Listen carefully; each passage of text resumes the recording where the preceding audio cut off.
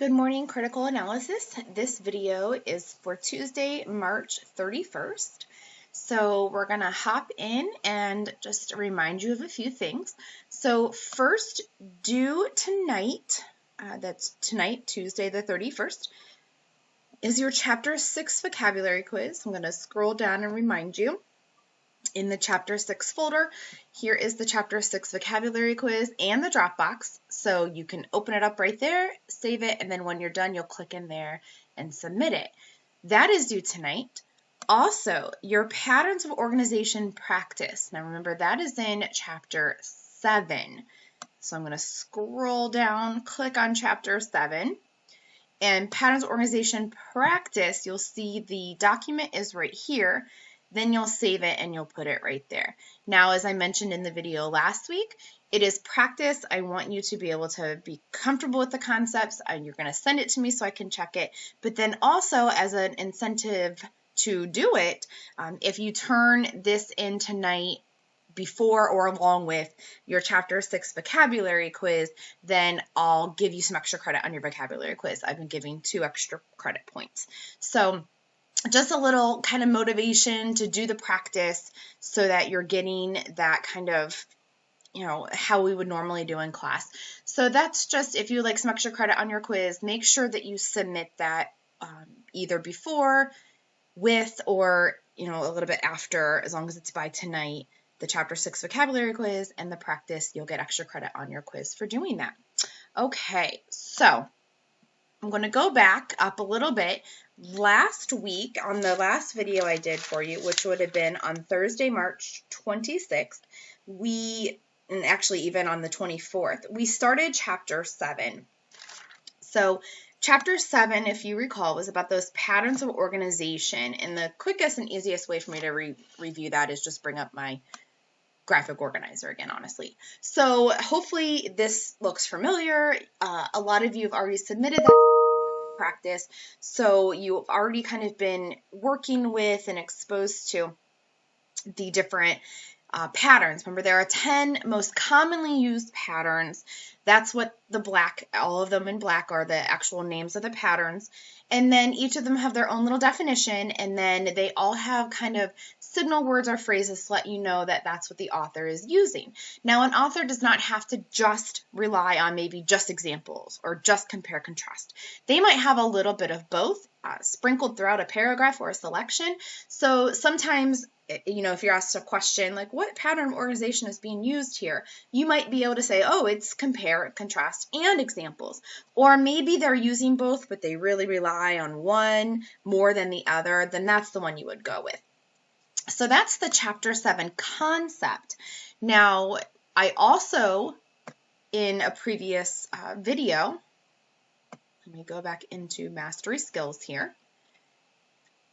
A video I've already uploaded is your Patterns of Organization Mastery Skills.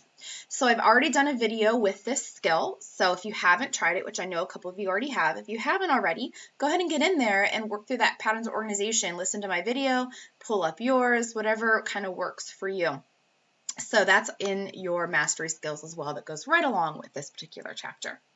Okay, so today we are going to mostly wrap up Chapter 7. Chapter 6 is finished in terms of the concepts. You're submitting the quiz, and that'll completely finish Chapter 6. Today, we're going to kind of wrap up Chapter 7 as well. So back in Chapter 7, if you wanted to review the concepts, the PowerPoint is there also, or you could pull up my graphic organizer. We did start the text sheet already, and you can see the text sheet is right here, both the actual document and where you will eventually submit it. So if you pull up the Chapter 7 text sheet, in a previous video, we already completed Part 2. We already did this. This was kind of one of our practices that we went through and read some selections and filled out which of the structures or patterns were being used. So we already did Part 2. Today I'm going to kind of walk you through part 1 up here at the top and part B on the back. So that's what a lot of the focus will be for today, as well as retrieving the vocabulary words that'll come from these readings. So that's our goal today. I'm also going to talk to you a little bit about your text sheet and your Chapter 7 quiz when those are due, as well as your final project. All right, so at the same time, I'm also going to have my Chapter 7 study guide pulled up. I just put in the completed study guide right here. So if you want to pull that up, I have that going right here. We'll talk about these words as we see them in our selections. So I'll have a couple things going on. So let me get back into our textbook. So we introduced the fact that Chapter 7 is on the nursing chapter, which again is pretty timely right now, since we're again recognizing like the value. Hopefully we've already seen the value, but we're really seeing these value of these fields now. So we are going to go to our first reading. I'm gonna keep clicking. Here we go. All right, so it has a little bit of like an introduction here. If you need to click there or search, it's on page 346 is where we're going to be focusing. It's engaging patients in a dialogue, a partnership.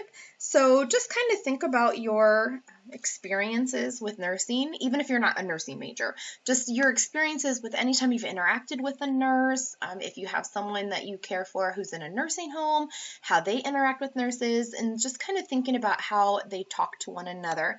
So what you are going to do, I'm going to encourage you to pause the video and go ahead and read this article, Engaging Patients in Dialogue, a Partnership. As you read through, you will come across several vocabulary terms, which I will go over here shortly. You're going to read through, and then we'll come back together to discuss it and talk about the questions that you're going to answer. So again, I'm going to encourage you to go ahead and pause the video and get into your textbook and go ahead and read the selection. Okay, I'm going to hopefully assume that you have now read the article. So I'm going to go over the vocabulary that you would have seen in that reading. So I'm going to start with, on page 346, we saw the word oncology, which ology is the study of, oncology adds it's the study of cancer. So it's someone who studies cancer. It's the study of the field of cancer, very specialized field. Also on page 346, we see the word diagnosis. And so we know a diagnosis is maybe you've been feeling poorly, you know something's wrong, you don't know what it is, so you go and you get tested, and they give you a name for that condition, like, oh, this is strep throat. You know, you were diagnosed with strep throat. So a diagnosis is like a name or a sickness. So it's just kind of like labeling. That way you also know what kind of medicine and what steps to take from there. Also on page 346 is the word prescriptive, which you might, prescription. Prescriptive means you have to follow this exactly, which is why, like on the labels of prescriptions, it says, you know, take with food 5 milliliters every 4 hours. You know, you have to follow those pretty much to a T if you want to see something. You know, this is a word that's also not always used in the medical field, although we tend to see it in the medical field most commonly. But if something's prescriptive, even if it's in whatever field, like you have to follow these prescriptively. It means you have to follow these rules, these guidelines, these restrictions, whatever it is, exactly. And then also on page 346 was the word coordinate, which we know coordinating is when you're working together to come up with a plan. So they were talking in the selection about how different health professionals will coordinate with one another, as well as family members, to come up with a treatment plan, come up with a plan. All right, same selection, but over on page 347, we now have the word alienated. The word alienated. This means to feel like you don't belong. If you alienate someone, it makes them feel like it's like unfriendly environment. You sometimes see this, unfortunately, like in middle school, high school situations. Think about groups of people who kind of bully or, leave out kids to make them feel alienated. They don't feel like they belong. And so this is what they're talking about here in regard to our next word, jargon. So I'm going to tie these together in a second. Jargon on page 347 means language particular to a profession. So in each of your fields, you will have jargon. Now, the medical field has a ton of jargon. So do fields like IT and education. There are words that are used in those fields that you normally wouldn't hear used somewhere else. For instance, in the world of education, like we talk a lot about pedagogy, like the art of teaching. You're not going to hear that very often in a lot of other fields. In the medical field, there's a lot of abbreviations, a lot of technical terms that in social conversations, you're not just going to bring those up. So the way they talk about, oftentimes patients and family members feel alienated. They feel like they don't belong or feel different because medical professionals speak in jargon around them. And so that's kind of what they talk about there. So those are the words from that selection there, oncology down to jargon. Now on your chapter 7 text sheet, you are answering questions 4 and 7, and I'm going to have you just answer those on your own. Questions 4 and 7, and they are both on page 349. Question 4 is asking about the main idea of the selection, and then question 7 is kind of talking about like a detail and what does it support. So I'll have you answer questions 1A, numbers 4 and 7 on your own based on that selection we just got done talking about a few minutes ago, the Engaging Patients in Dialogue, a Partnership. So if you need to pause and answer those, go ahead and do so. Okay, our next selection is going to be found on page 386. So I'm flipping there in my physical textbook first. Page 386, it is reading number 3. So if I am going back into my table of contents here, I'm going to go to, scroll down a little bit, come on. Oops. I don't know why it doesn't have a reading number 3 right there. Here we go. Reading number 3. Sometimes they hide these in different levels. Reading number 3, I'm going to go to my pre-reading questions here. It's called New Approach, Addresses Substance Abuse Among Nurses. And so this is kind of an interesting article to me because we know, especially in Ohio, we do have a substance abuse issue. They will call it like an epidemic or a crisis, so to speak, in the field, and Ohio seems to be a hotbed for it. And a lot of times we don't want to talk about this, but it's also happening in the health world. And so this article kind of focuses on what the health, and you can see it's a little dated already, it's 2011. What is the health field, how are they reacting to this if and when a health professional, specifically a nurse, encounters an issue in which there is substance abuse and kind of the different intricacies of that issue within this field. So again, I'm going to encourage you to go ahead and pause the video and read this article. It's not terribly long, but it is really interesting. Again, especially if you're in this field or you have curiosities about, substance abuse, the health field, kind of, those areas. So again, I'll encourage you to pause the video, read the article, and then we're going to come back together and talk about the vocabulary and what you're doing on the text sheet. All right. Again, I'm going to hopefully believe that you paused and read the article. And now we're going to talk about the vocabulary that you saw in that particular article. All right. On page 387, you do see the word tackling. This is not necessarily the same kind of tackling that you would use in the football world, but it just means to take on something. So it says experts say the key to tackling this issue, like taking it on, approaching it, trying to solve it. So tackling is taking on something here. Also on page 387, we see the word liability. Liability, it's kind of, if you've heard liability insurance, a liability just means protecting you if you're at fault. So a lot of people in the medical field have liability insurance because if something goes wrong, that liability insurance says, okay, we know you did something wrong, but this is going to protect you. if you have a car insurance, sometimes you have that liability insurance built in. So liability is that protection if you're at fault.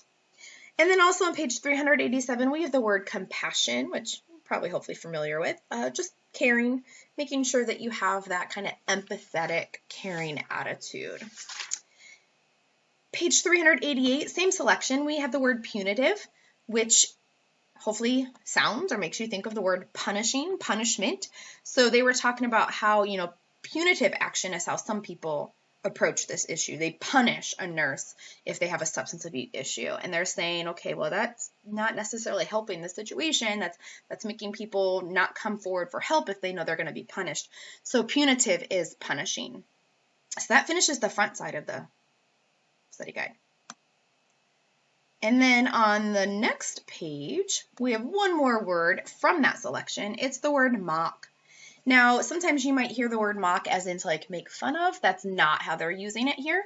Mock as in practice, like a mock intervention, a mock interview. So mock means to practice, to kind of put yourself in a situation to practice what you would do.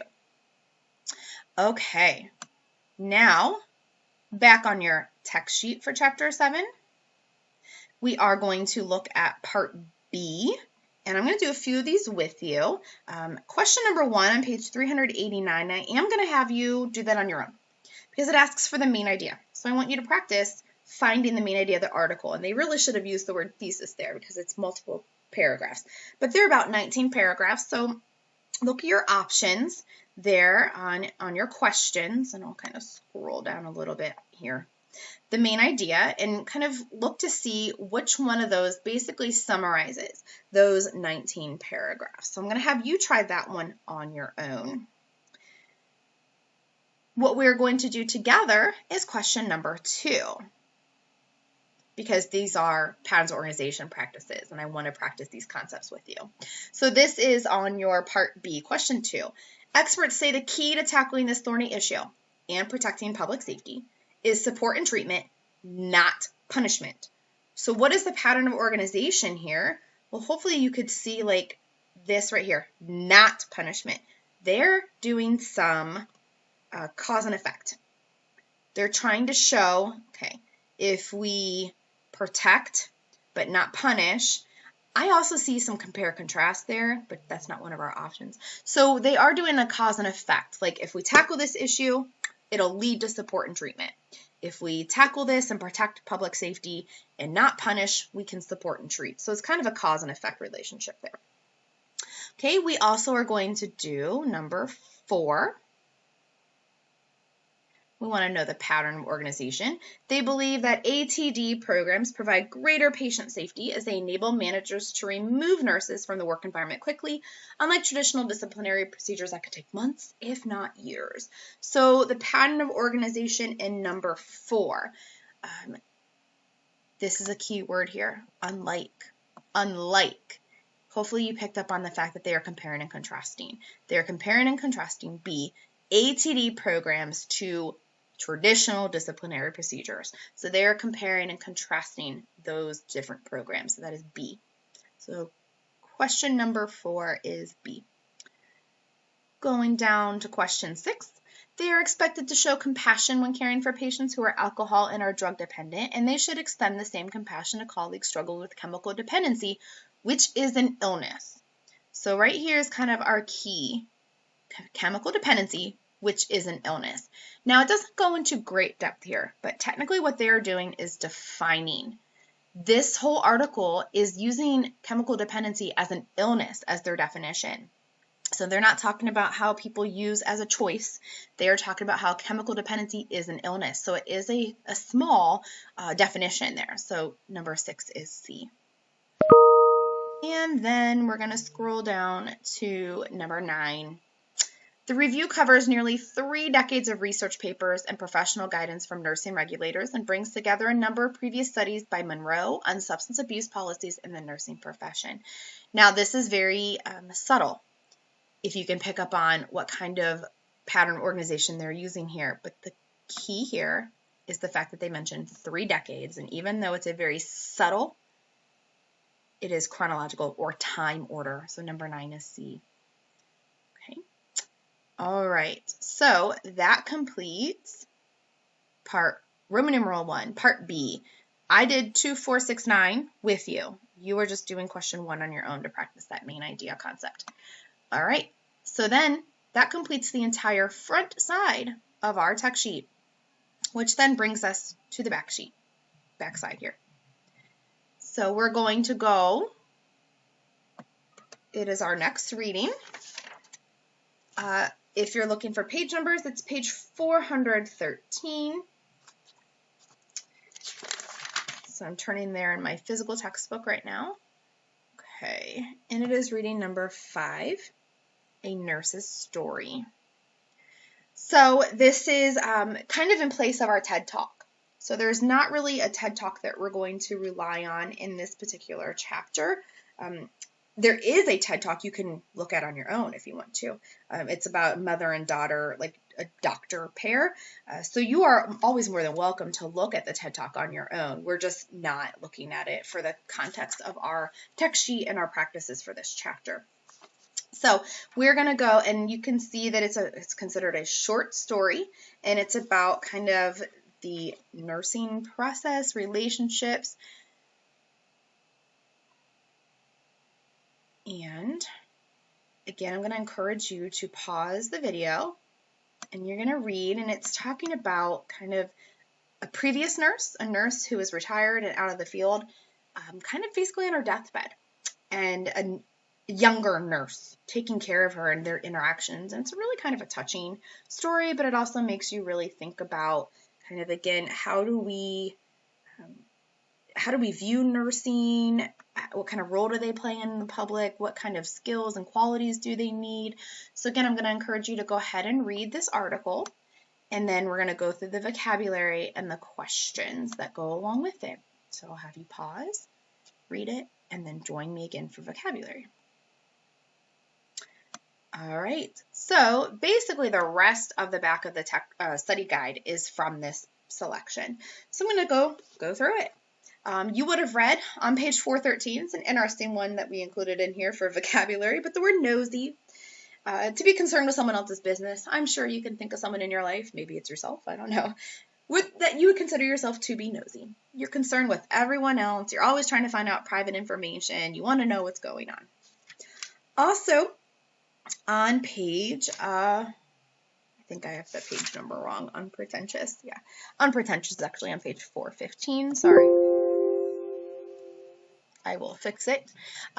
Unpretentious means simple or honest. So if you are unpretentious, you're not going to be showy. You're not going to try to brag. You're not going to try to like say, hey, look at me. You're very simple, very honest, very modest is the unpretentious is what that means.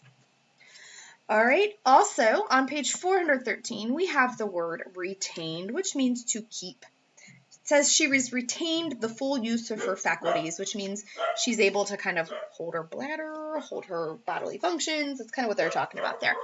So retained is to keep something. You also might retain something for years. You're keeping it.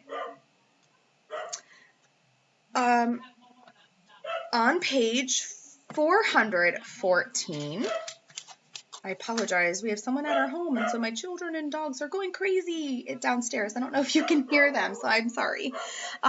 Page 414, the word uniform. Now, I know oftentimes we think of the word uniform meaning like an outfit, and that could be what it means because uniform means the same. So if you were wearing the same outfit as someone else because it's where you work, it'd be uniform. It doesn't matter if you work at a fast food restaurant or in a hospital. If everyone has kind of a similar thing on your uniform, you could also stand in a uniform formation where everyone's standing and addressing the same thing. So uniform just means the same.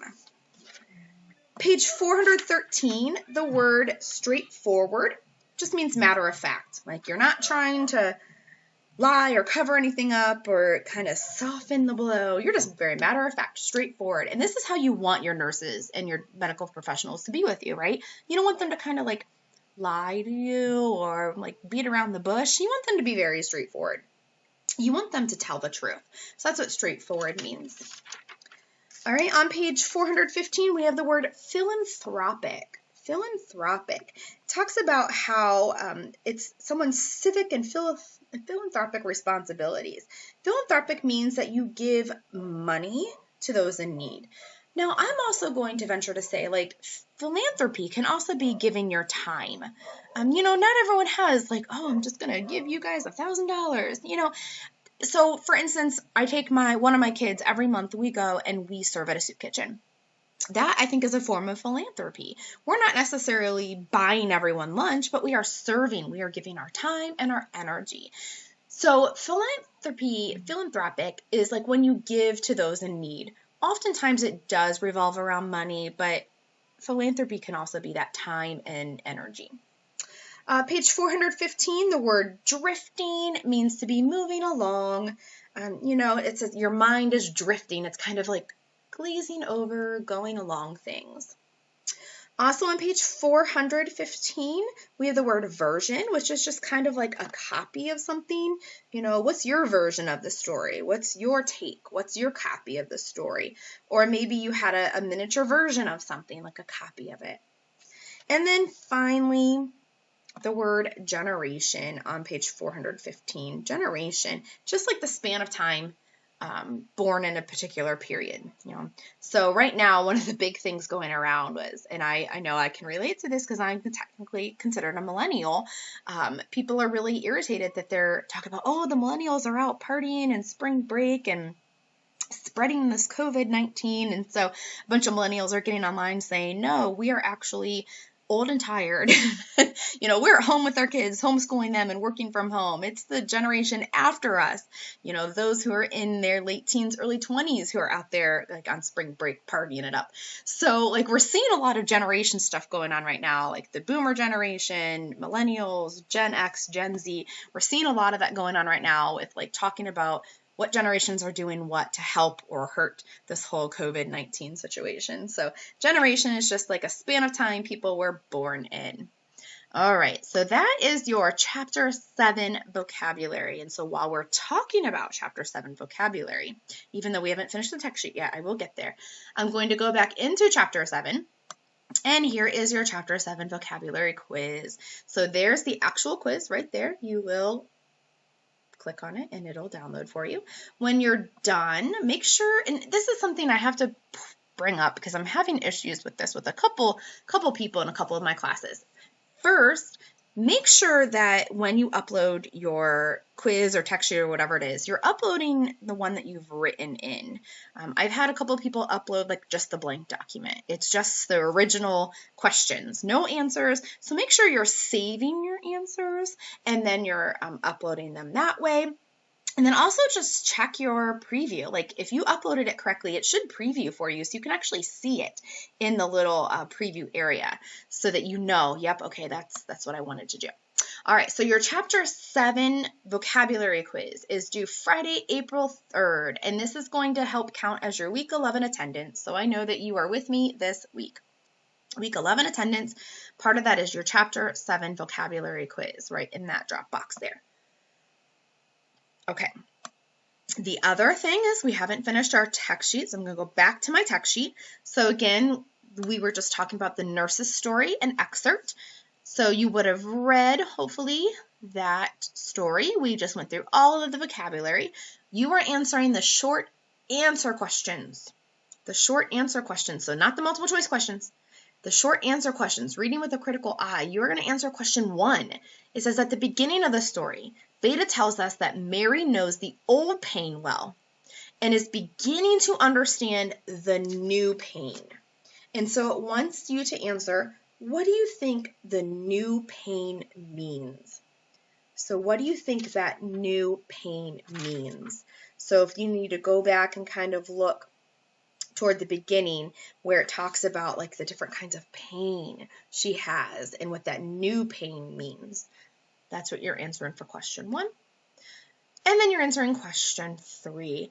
Why does Miss Barnacle turn pale when Mary tells her that she is paid $8.50 an hour? And be specific. They talk about that around paragraph 11. So around paragraph 11 is when they talk about that pay issue. All right. So that is what you're doing to to finish your Chapter 7 text sheet. So for Chapter 7 text sheet, I did a good chunk with you. You were doing Part A on your own, Part B, Question 1 on your own, and I already answered with you the rest of these.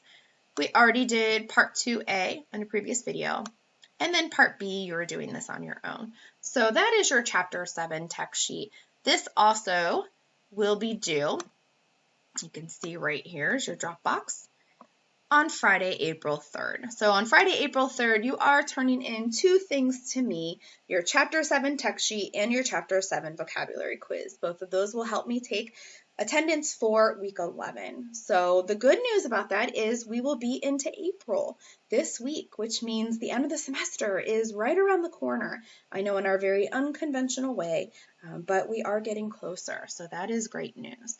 All right, so as a recap, before I talk to you about your final project again, as a recap, tonight, Tuesday, March 31st, even though I am recording this video a day early, so don't pay any attention to my time and date down there.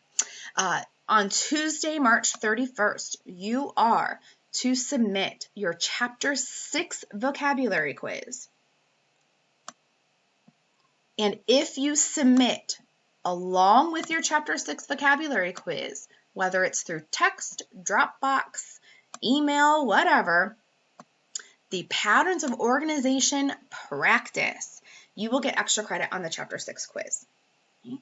Then by this coming Friday, April 3rd, you are going to be submitting your Chapter 7 text sheet and your Chapter 7 vocabulary quiz. Those 2 are due by Friday, April 3rd, and they count towards your week 11 attendance. I will, of course, also have all this recapped in an email. All right, last thing I want to talk to you about for a few minutes is your final project. So all the way down, you'll see your digital library, how to get to your articles video, and then inside your final project, again, you have like your original directions in case you needed to compare them to the revised. And so I'm going to pull those up and just talk to you real quickly, again, reminding you. Again, we already talked about steps 1, 2, and 3 when we saw each other in class before spring break. Nothing has changed. Steps 1, 2, and 3 is all the same still. Do not worry about anything there. Step 4 has changed. Step 4 has changed. You're choosing whatever career you are settling with. Maybe some of you up here looked at a couple different options. When you get to step 4, only focus on one. And you are going to find one scholarly article. One scholarly article. So again, thinking about, okay, how do I do that? Remember, I go through that right here in your video. So one scholarly article, and just make sure it is, in fact, scholarly. Now, once you've done that, this is where this has changed again a little bit down here. If you're writing your essay for your final project, in the first paragraph, tell me about your career. What kind of responsibilities, duties, salary? Tell me about it. Describe it in a paragraph. Paragraph 2, what do you have to know or do to become a member of that career, to get your first job? What kind of degrees, what kind of skills do you need to have? Paragraph 3, where could you work? We're just in the nursing field, so let's talk about that for a minute. Could you work? You could work in a hospital setting, a nursing home, a school. Like what kind of places would you get hired? And that kind of goes with possible places of employment. And then what are some pros and cons, some advantages and disadvantages to working in that field? Paragraph 4, this is a little different because you're only looking at one article. You're not summarizing your article. Please don't summarize your article.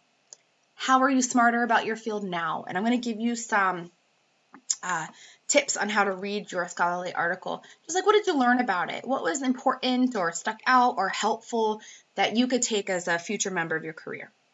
And then paragraph 5, what kind of jobs are out there in terms of like, oh, in the next 10 years, they're going to need 1,000 more people in this field, or yeah, it's declining. I might have a hard time getting a job. And then what are some personal goals? You know, maybe after you leave Stark State, you want to go and get your 4-year degree somewhere.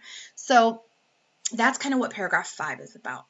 Now, I don't expect you to, but if you happen to quote, make sure you cite and either put things in, the direct quotation marks.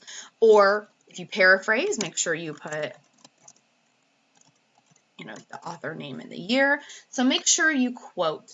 You will have to do that and then create a reference area. If you are directly quoting your article, I would imagine that would really apply to paragraph 4. And then remember, in paragraphs 1, 2, and 3, you need to use the information you have, but put it into your own words. And then I will talk to you about APA citation as well.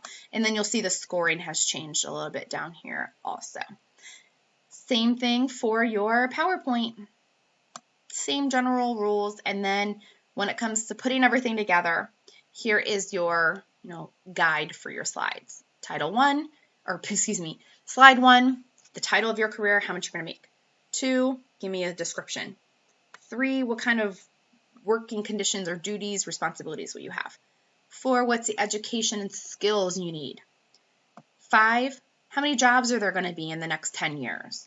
Percent or number. Number 6, slide 6, where could you end up working? Again, like hospital, nursing home, and the pros and cons.